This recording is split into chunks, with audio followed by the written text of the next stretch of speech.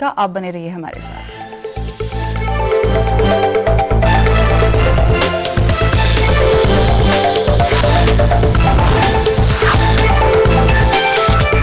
Break के बाद आपका स्वागत है। हम बात कर रहे हैं हिसार बाय इलेक्शंस के नतीजों की। अर्शद जी, आपके पास आना चाहूंगी। हम पार्टी के भीतर की डिफरेंसेस के बारे में बात कर रहे थे ब्रेक में जाने से पहले। इंडिपेंडेंट ऑब्जर्वर्स का भी ये मानना है कि इस वजह से ही जयप्रकाश जी को हार का सामना करना पड़ा है। क्या आप इस बात को मानते हैं? I discount all these conspiratorial theories that exist, that there is infighting. There is healthy democracy in the party, and that's a very good thing for the party. The fact that there has been difference in the party, therefore the candidate has lost, is too far-fetched and wishful thinking. In fact, quite to the contrary, the entire cabinet of the chief minister and some senior party functionaries were all camped in Hisar for a long time, wanting to make sure the candidate wins. So any viewpoint contrary to this is one, not true, and secondly, it's being said out of sheer frustration, just trying to put a blame on a party where there exists none. One of the reasons I wish to share with you, which is my assessment of why such kind of polls go this way, is there is such a demarcation as far as caste votes are concerned, especially with regards to Jat, non-Jat vote. Also with regards to urban and rural divide. Right. We have spoken about this in length, but this is a very complicated kind of election. It is not very, it's very oversimplified to say just one or two reasons attributed to the whole thing. It's the mix and match of many things that contribute to such results emerging, and this is one classic example. So one has to understand a very nuanced way in which the electorate comes to vote on these elections. On one hand there is a sympathy factor, on the other hand there are two Jats, on the third hand there is somebody who is a non-Jat, then there are these almost like ancestral inheritances, both children or former chief ministers running, so it's like a very complicated situation. So do not try to analyze this election in an oversimplified way by saying, oh, this happened, there's infighting, so because of corruption, so no. A lot of nuanced things happen as a consequence of which this result has emerged. But the kind of corruption which has come forward at the national level, do you blame that as well? Well, some people want us to believe that that's the reason. One, there isn't any corruption. In fact, the government is very strongly committed to bringing a very strong Lokpal bill that will fight corruption. There are misnomers, there are these urban legends, everybody is telling stories about the fact that there is corruption. Personally, I feel that the government is very committed to it, and there hasn't been any government in recent past that I can think of historically who have been as committed to the cause of eradicating corruption as the UP-led government headed by Dr. Manmohan Singh. There has been an absolutely immaculate image of the Prime Minister, and I don't see any other leader who is probably a claimant of such a clean image as Prime Minister Manmohan Singh. जी, वेद प्रकाश जी, आप हमारे साथ अभी भी phone line पे बने हुए हैं। जयप्रकाश जी की ऐसी हार कि उनकी जमानत भी जब्त हो गई है, आप उसके बारे में क्या कहना चाहेंगे? देखिए, पहले तो मैं गुरमीत जी की बात का जवाब देना चाहूंगा। मेरा कतई भी मत नहीं था कि मैं मतदाताओं पर ब्लेम कर रहा हूँ। मैंने वस्तुस्थिति से अवगत कराया था।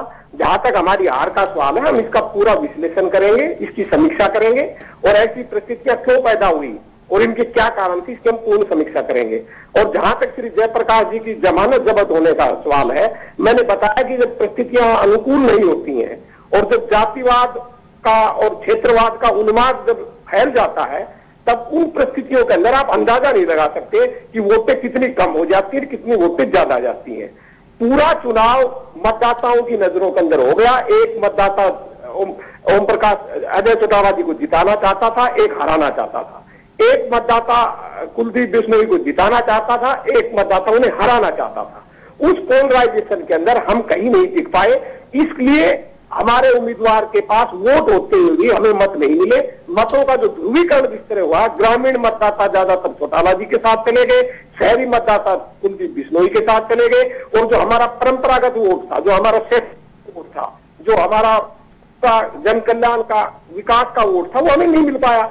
इसकी वजह से हमारी जमानत जब्त होगी और हम इन सब चीजों की समीक्षा करेंगे, इस पर गहराई विचार करेंगे और हम प्रयास करेंगे कि भविष्य के अंदर ऐसी जातिवादी और क्षेत्रवादी ताकतें उभर ना सके और चुनाव केवल विकास और जन कल्याण पर हो, इसके लिए हम पूरा प्रयास करेंगे। जी, वेद प्रकाश जी, आप हमारे साथ बने रहिए। कटारिया जी, आप उनकी बात पे रिएक्ट करना चाहेंगे? देखिए, मैं तो इतना कहना चाहूंगा कि यूपीए सरकार और कांग्रेस पार्टी अपना एनालिसिस ही नहीं कर पा रही है कि देश के अंदर क्या अंडरकरंट चल रहा है। मैं जब आज अपने स्टूडेंट लाइफ को याद करता हूं, मैंने लोकनायक जयप्रकाश नारायण की जो एजिटेशन 1974 में जो गुजरात में चली थी, उसको मैंने बहुत नजदीक से देखा। और जब मैं कुरुक्षेत्र यूनिवर्सिटी में स्टूडेंट था तो हम लोकनायक जयप्रकाश नारायण जी को बुलाकर भी लाए थे। तो तब हमने देखा था कि लोगों में उस समय भ्रष्टाचार के खिलाफ कितना रोष था, और उस रोष को धार दी अटल बिहारी वाजपेयी जी ने, आडवाणी जी ने, लोकनायक जयप्रकाश नारायण जी ने।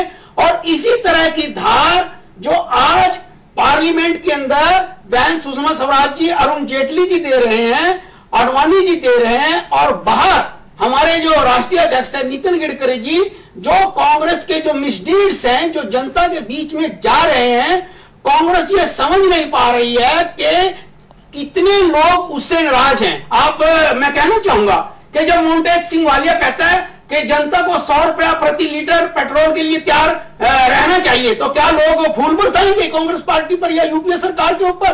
तो इस प्रकार कांग्रेस की जो लीडरशिप है अंधेरे में तीर मार रही है, उसको ये पता नहीं है कि देश के अंदर क्या करंट चल रहा है। उसी का ये खमियाजा भुगत रहे हैं, और उसी के लिए इनको 1977 की तरह अब तैयार रहना चाहिए। और ये इतना जबरदस्त चुनाव होगा 2014 का, कश्मीर से कन्याकुमारी तक और बंबई से गुवाहाटी तक, ये तीसरे नंबर के लिए भी तरसते रहेंगे, ऐसा मेरा कहना है। Being a student of political science, ये मेरा मानना है, ये मेरा एनालिसिस है। Mr. Kataria must not forget that in recent times Yediyurappa ji has walked the red carpet to the Bangalore Central Jail, and he made no mention of that. That he must bear in mind. You know, at one time when Advani ji is on a yatra for eradicating corruption, here is a poster boy of South India who is walking the red carpet to the Central Jail. देखिए, जैसे ही लोकायुक्त ने येदियुरप्पा के बारे में टिप्पणी की, ये Bharatiya Janata party की लीडरशिप को ही क्रेडिट करता है, एकदम उनका रेजिग्नेशन लिया। हमारे पास लेकिन कांग्रेस पार्टी और यूपीए के अंदर तो ये सुप्रीम कोर्ट है जो उनको हम आपकी बात समझ रहे हैं, अपनी मर्जी से किसी के ऊपर कोई एक्शन नहीं। हम मुद्दे से भटक रहे हैं, हम वापस हिसार आना चाहेंगे। अर्शद जी, जयप्रकाश कांग्रेस के लिए राइट चॉइस थे? Well, these are matters that are decided at the high command level. It's very difficult for somebody like me or anybody to say whether he was right or wrong. But yes, he must have been right, which is why he was fielded as a candidate. That's as best as I can say. Right. Gurmeet Singh जी, आप इस पर वो वहाँ पर पहले से लड़ चुके हैं, वहाँ का प्रतिनिधित्व भी कर चुके हैं। हालांकि रोचक बात ये है जसलीन की वो हर पार्टी से लड़ चुके हैं। वो हरियाणा विकास पार्टी से भी लड़ चुके हैं, कांग्रेस से भी लड़ चुके हैं, किसी जमाने में वो देवीलाल जी की ग्रीन ब्रिगेड के भी सदस्य रहे हैं। लेकिन इतनी बात जरूर है कि नेचुरली जो बाकी दो कैंडिडेट्स के थे उनकी तुलना में वो हैवीवेट तो नहीं माने जाएंगे, क्योंकि उनके पीछे एक राजनीतिक जो परिवार की जो परंपरा थी, या जो भी कुछ मुख्यमंत्री दोनों के पिता रह चुके थे, तो उनको जो एक उसमें वो जयप्रकाश वहां नहीं ठहरते थे। लेकिन जो सबसे बड़ी बात है वो यही है इस चुनाव में कि कांग्रेस सरकार के लिए मुझे ऐसा लगता है कि जिस तरह का मुकाबला है उसमें अभी भाजपा और हजका का जो गठबंधन है उसको भी बहुत ज्यादा बढ़त नहीं मिली है। अगर आप ध्यान से चुनाव देखेंगे तो जो मार्जिन है, जो एग्जिट पोल ने प्रेडिक्ट किया था, उस दिन भी हम लोग यहाँ थे, उसकी तुलना में आप देखोगे तो लगभग बराबर वोट है। उस दिन 38% और 32% की बात चल रही थी। अगर वो मार्जिन होता तो ये मार्जिन ज्यादा जाना था। आज आप देख रहे हो कि परसेंटेज का फर्क है केवल। तो चौटाला साहब उधर ले गए। जो रियल लूजर है मेरे हिसाब से वो कांग्रेस ही है। कांग्रेस को ये बात माननी चाहिए, क्योंकि कांग्रेस की सरकार लगातार 7वां साल हरियाणा में पूरा कर रही है। उसके बावजूद यदि ऐसा प्रदर्शन बाई इलेक्शन में आता है, अभी 2 उपचुनाव भी होने हरियाणा में, क्योंकि कुलदीप बिश्नोई खुद विधायक हैं आदमपुर से, और एक और सीट खाली हुई है। हालांकि वो दोनों सीटें भी कांग्रेस के पास नहीं थी, पर नेचुरली वहां पर भी इस तरह का माहौल अब बनेगा, तो फिर उसमें भी क्रिया प्रतिक्रिया होगी। तो चुनाव की बात नहीं होती, उससे तात्कालिक असर सरकार पे नहीं होगा, लेकिन जो एक माहौल की बात होती है वो बहुत महत्वपूर्ण होती है। जो एक मैसेज गया है इस बाई इलेक्शन से, वो मेरे ख्याल से सबसे ज्यादा अगर कोई मैसेज किसी के लिए तो कांग्रेस के लिए जा रहा है। डॉक्टर राणा, आपको इस मुद्दे पे लेके आना चाहूंगी, क्या आपको लगता है कि जयप्रकाश जी कांग्रेस के लिए एक राइट चॉइस थे? मैं ये सवाल इसलिए पूछ रही हूँ जैसे कि गुरमीत सिंह जी ने भी कहा कि उन्होंने अब तक काफी जो है वो पार्टीज बदली हैं। ऐसा है कि इतने हल्के कैंडिडेट वो नहीं थे, और उनके ऊपर भ्रष्टाचार वगैरह के भी जिस ढंग से आरोप मुकदमेबाजी या कोर्टों में नहीं चल रहे हैं, तो ऐसी बात नहीं है, ये तो टोटल कांग्रेस पार्टी के चाहे सेंटर है या हरियाणा, उसके खिलाफ एक गुस्से का इजहार है जनता का। और चौधरी जो देवीलाल का जो बेनिफिट है और सीपीएम सीपीआई का उसके साथ समझौता है, उनके 30-40 हजार उनको ऐड हुए हैं और मार्जिन पे हैं, इनको ज्यादा बीजेपी, इनको खुश तो होना चाहिए, क्यों जीत चाहे 1 की है, चाहे 50 की है, चाहे 50,000 की है। लेकिन आप देखिए 9 एमएलए थे पहले, फिर 32 और अब इनका कोई लॉस नहीं हुआ। इतना भारी जो है सरकार का दबाव झेल गई जनता, और उसके बाद भी अजय चौटाला को बहुत ही वोट मिले हैं। शुरू में तो ये बोल रहे थे भाई 50,000 से जीतेंगे बिश्नोई जी। और जहां तक घोटालों का सवाल है, घोटालों में तो चाहे ताबूत घोटाले हुए, चाहे पेट्रोल पंप घोटाले हुए, चाहे कितने घोटाले हुए, जग जाहिर हैं ये। और भूमि घोटाले भी बहुत हुए बीजेपी के राज में। इन इलेक्शंस का हमें बताइए कि राज्य की राजनीति पर किस तरह का असर देखने को मिलेगा? देखिए, कांग्रेस की जो परंपरागत वोटें हैं, जैसे हिसार शहर में है 80 में आपको देखने को मिली है, सारी 8,000 वोट मिली है, बिश्नोई जी ले गए। तो ज्यादा घाटा तो मतलब जो है कांग्रेस पार्टी को ही, जैसे बंसीलाल जी थे वो कांग्रेस की वोटों पे ही बने थे, बंसीलाल प्लस बीजेपी, तो उसी तरीके का ये गठबंधन रहेगा और ये बहुत लंबा नहीं चलने वाला है, जो मेरी समझ काम करती है जी। वेद प्रकाश जी, आप भी हमारे साथ फोन लाइन पे जुड़े हुए हैं। आप हमें बताएंगे कि राज्य की राजनीति पर आगे जाकर इन बाई इलेक्शंस का किस तरह का असर देखने को मिल सकता है? इनका कोई बहुत ज्यादा असर राज्य की राजनीति तो नहीं पड़ने वाला। हमारे पास 3 साल है। इस चुनाव की वजह से जो परिस्थितियां पैदा हुई है, मतदाता ने जो हमको चेतावनी दी है, हम उसको ठीक करेंगे और जो मतदाता की भावना के अनुसार और हम अच्छा काम करेंगे, अपने आप को अपडेट करेंगे। और मैं नहीं समझता कि कोई इस चुनाव का असर केंद्र की राजनीति पर और प्रदेश की राजनीति पर पड़ेगा।